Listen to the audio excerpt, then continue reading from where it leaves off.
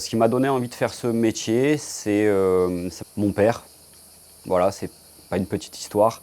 Mais voilà, je suis né dedans. À 2 ans, j'ai des photos où j'ai des petits pistolets dans les mains. J'ai toujours été passionné de ça et passionné d'armes, de mécanique. Et en aucun cas, pour moi, une arme jamais a été une arme pour tuer, en fait. Voilà, une arme, c'est un bel objet, c'est une histoire, c'est un savoir-faire. J'ai appris ce métier d'abord de manière autodidacte, ou voilà, en aidant mon père quand il bricolait pour lui ou pour ses amis. Et par la suite, je suis parti à l'école Léon Mignon en Belgique, où j'ai fait un cursus de 4 ans, métal et montage à bois. Puis j'ai travaillé chez Lobo Coralie. C'est un des derniers fabricants artisanal de grand luxe en Belgique.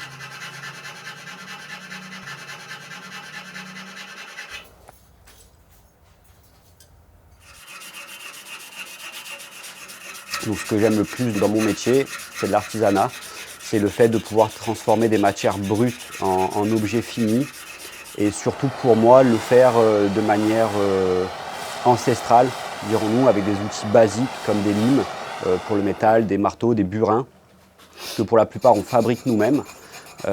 Et ensuite, pareil pour le bois, travailler de la manière à l'ancienne, avec des planes, des vastringues, des outils manuels qui coupent, où on va entendre le bruit du bois se découper, on va avoir du copeau, et pas forcément travailler avec des machines électriques, qui pour moi enlèvent un petit peu ce charme.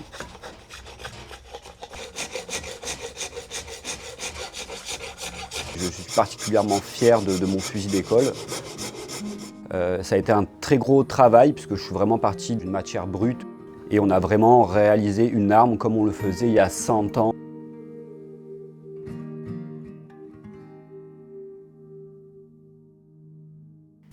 Les principales qualités de Maxime qui l'aident à percer dans ce métier, dans un premier temps, je pense que c'est les valeurs du travail, la rigueur. Et ensuite, il a beaucoup de minutie.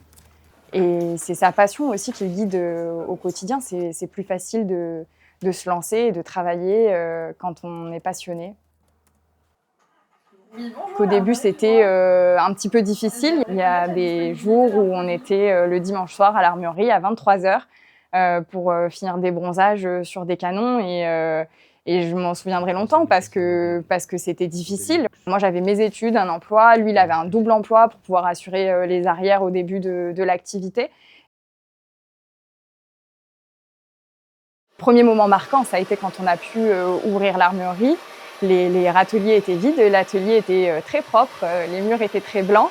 Et finalement, l'artisanat, c'est salissant, donc aujourd'hui, c'est plus trop ça. Et je me souviens d'avoir dit à Maxime, en posant le dernier atelier, en lui disant, tu vois, c'est vide. Et quand ça sera plein, on aura réussi. Et donc, le deuxième moment marquant, ça a été un jour où j'ai passé la porte de l'atelier et où j'ai vu ces râteliers qui étaient pleins. Et où je me suis dit, le travail paye, c'est pas une légende.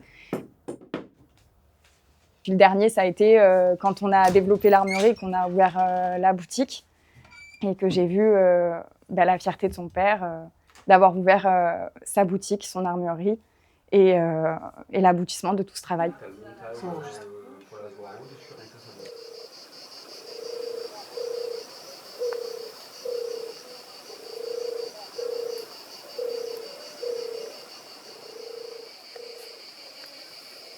Je suis assez fière de Maxime, de son métier, qui perpétue en fait l'artisanat.